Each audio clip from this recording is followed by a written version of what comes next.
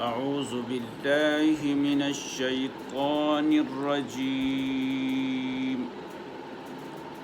بسم الله الرحمن الرحيم رب اشرح لي صدري ويسر لي أمري واحلل عقدة من لساني يفقهوا قولي۔ محترم سامعین و ناظرین، آج درس قرآن حکیم کے سلسلے میں سورہ صاد کی آیات نمبر 26 کو لے کر آپ کی خدمت میں حاضر ہیں۔ آئیے آیات نمبر 26 کی تلاوت، ترجمہ اور مختصر مفہوم آپ کو بتاتے چلیں۔ یا داود انا جعلناك خلیفة فی الارض فاحکم بین الناس بالحق ولا تتبع الهوى فیضلك عن سبیل اللہ ان الذین یضلون عن سبیل اللہ لهم عذاب شدید بما نسوا یوم الحساب۔ اے داؤد، ہم نے تم کو زمین میں بادشاہ بنایا ہے، تو لوگوں میں انصاف کے فیصلے کیا کرو اور خواہش کی پیروی نہ کرنا کہ وہ تمہیں خدا کے راستے سے بھٹکا دے گی۔ جو لوگ خدا کے راستے سے بھٹکتے ہیں ان کے لیے سخت عذاب تیار ہے کہ انہوں نے حساب کے دن کو بھلا دیا۔ آیات کا ترجمہ ایک مرتبہ پھر۔ اے داؤد، ہم نے تم کو زمین میں بادشاہ بنایا ہے، تو لوگوں میں انصاف کے فیصلے کیا کرو اور خواہش کی پیروی نہ کرنا کہ وہ تمہیں خدا کے راستے سے بھٹکا دے گی۔ جو لوگ خدا کے راستے سے بھٹکتے ہیں ان کے لیے سخت عذاب تیار ہے کہ انہوں نے حساب کے دن کو بھلا دیا۔ یہ تو آیات مبارکہ کا بامحاورہ ترجمہ تھا۔ اب اس آیات میں جن مسائل کا تذکرہ مستند تفاسیر کی روشنی میں بیان کیے گئے ہیں ان کا لب لباب یہ ہے۔ حضرت داؤد علیہ السلام کو اللہ تبارک و تعالی نے نبوت کے ساتھ ساتھ حکومت و سلطنت بھی عطا فرمائی تھی۔ چنانچہ اس آیات مبارکہ میں حکومت و سیاست کے لیے آپ کو ایک بنیادی ہدایت نامہ عطا کر دیا گیا ہے۔ اس ہدایت نامے میں 3 بنیادی باتیں ارشاد فرمائی گئی ہے اور وہ یہ ہیں۔ نمبر 1، ہم نے آپ کو زمین میں خلیفہ بنایا۔ ہم نے آپ کو زمین میں خلیفہ بنایا۔ انا جعلناک خلیفۃ، یا داؤد انا جعلناک خلیفۃ، ہم نے تم کو زمین میں خلیفہ بنایا۔ دوسری بات اس آیات میں اس حیثیت سے آپ کا بنیادی کام حق کے مطابق فیصلہ کرنا ہے۔ خلافت کی حیثیت سے آپ کا بنیادی کام کیا ہے؟ انصاف کے ساتھ، حق کے ساتھ فیصلہ کرنا ہے۔ فاحکم بین الناس بالحق۔ تیسری بات یا تیسرا مسئلہ، اور اس کام کے لیے خواہشات نفسانی کی پیروی سے بچنا ایک لازمی شرط کی حیثیت رکھتا ہے۔ وَلَا تَتَّبِعِ الْهَوَىٰ فَيُضِلَّكَ۔ یہ 3 بنیادی مسائل یہاں بیان کیے گئے ہیں۔ رہی خلافت کی بات، انسان کو خلافت کیوں عطا کیا گیا، کس لیے عطا کیا گیا، اس کی مفصل بات سورہ بقرہ کے اندر انی جاعلک خلیفہ وہاں پہ گزرا ہے، مفصل بات۔ اسی سے اسلامی سیاست کا یہ اصل الاصول واضح ہوتا ہے کہ اقتدار اعلیٰ اللہ تعالیٰ کو حاصل ہے۔ جب انسان نائب ہے تو اقتدار اعلیٰ کس کو حاصل ہے؟ اللہ کو حاصل ہے۔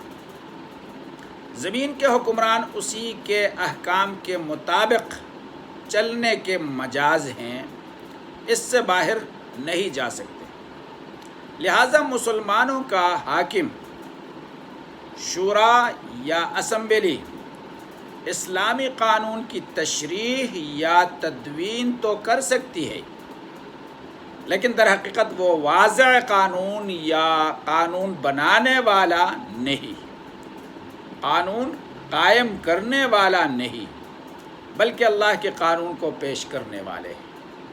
مسلمانوں کی حیثیت، مسلمانوں کے حکمرانوں کی حیثیت صرف اس حد تک ہے کہ اللہ کے احکامات کو، اللہ کے قانون کو تدوین کرنا، تشریح کرنا، نافذ کرنا ہے۔ نیابت کا کام یہ ہوتا ہے۔ دوسری بات یہاں یہ واضح کر دی گئی ہے کہ اسلامی ریاست کا بنیادی کام اقامت حق ہے۔ حکومت پر لازم ہے کہ وہ اپنے انتظامی معاملات اور تنازعات کے تصفیے میں حق و انصاف قائم کرے۔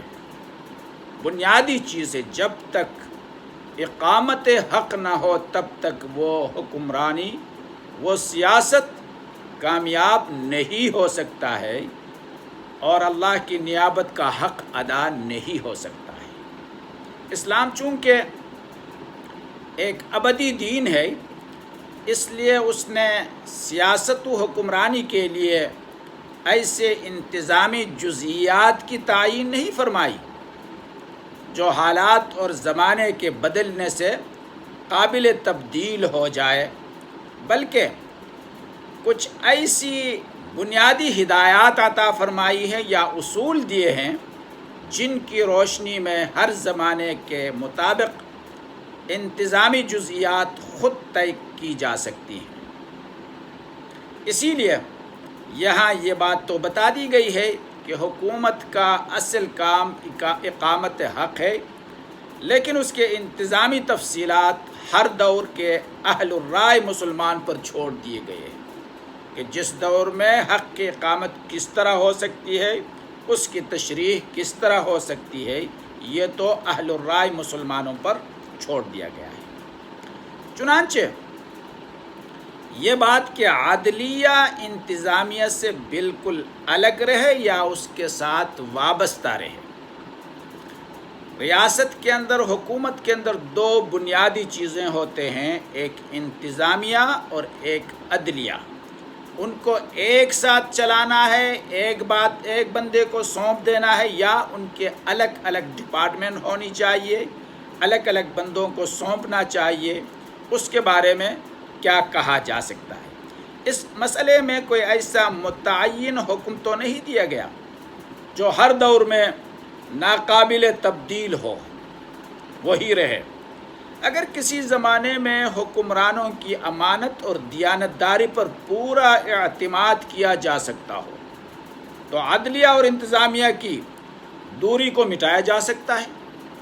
ایک ہی بندہ دونوں کو چلا سکتا ہے، ایک ہی بندہ چیف جسٹس بھی ہو اور حکمران بھی ہو۔ اگر کسی دور میں حکمرانوں کی امانت و دیانتداری پر پورا بھروسہ نہ ہو تو عدلیہ کو انتظامیہ سے بالکل آزاد بھی رکھا جا سکتا ہے۔ چنانچہ حضرت داؤد علیہ السلام اللہ کے برگزیدہ پیغمبر تھے، ان سے زیادہ امانت اور دیانتداری کا کون دعویٰ کر سکتا تھا؟ اس لیے انہیں بیک وقت انتظامیہ اور عدلیہ دونوں کا سربراہ بنا کر تنازعات کے فیصلے کی ذمہ داری بھی سونپی گئی، جیسے کہ یہاں ایک تنازعہ کا فیصلہ اسے کہا جا رہا ہے، اسے کہا گیا ہے، جو کل کے درس میں گزرا ہے۔ انبیاء علیہ السلام کے علاوہ خلفائے راشدین میں بھی یہی طرز رہا کہ امیر المومنین خود ہی قاضی بھی ہوتا تھا۔ بعد کی اسلامی حکومتوں میں اس طریقے کو بدلا گیا۔ امیر المومنین کو انتظامیہ کا اور قاضی القضات کو عدلیہ کا سربراہ بنایا گیا، الگ الگ کر دیا گیا، جو آج کل بھی اسی طرح ہے۔ تیسری بات یا تیسری ہدایت جس پر اس آیات میں سب سے زیادہ زور دیا گیا ہے وہ یہ ہے کہ خواہشات نفسانی کی پیروی مت کرو، وَلَا تَتَّبِعِ الْهَوَىٰ فَيُضِلَّكَ عَنْ سَبِيلِ اللَّهِ، کہ نفسانی خواہشات کی پیروی نہ کرو، اور روز حساب کو ہر وقت پیش نظر رکھو کہ مجھے اللہ کے پاس جانا ہے، حاضری دینا ہے، اپنا حساب و کتاب کرانا ہے، یہ پیش نظر رہنا چاہیے۔ اس ہدایت پر سب سے زیادہ زور اس لیے دیا گیا ہے کہ یہ چیز اقامت حق کی بنیاد ہے۔ جو آخرت کا خوف رکھتا ہے وہ اقامت حق قائم کر سکتا ہے۔ جس حاکم یا قاضی کے دل میں خدا کا خوف اور آخرت کی فکر ہے وہی صحیح معنی میں حق و انصاف قائم کر سکتا ہے، اور اگر یہ نہیں ہے تو اچھے سے اچھے قانون بنا لیے جائے۔ نفس انسانی کی طریقہ کار ہر جگہ اپنا راستہ خود بنا لیتی ہیں، اور ان کی موجودگی میں کوئی بہتر سے بہتر نظام قانون بھی حق و انصاف قائم نہیں کر سکتا ہے۔ دنیا کی تاریخ اور موجودہ زمانے کے حالات اس پر گواہ ہے۔ اصل چیز خوف خدا اور فکر آخرت ہے۔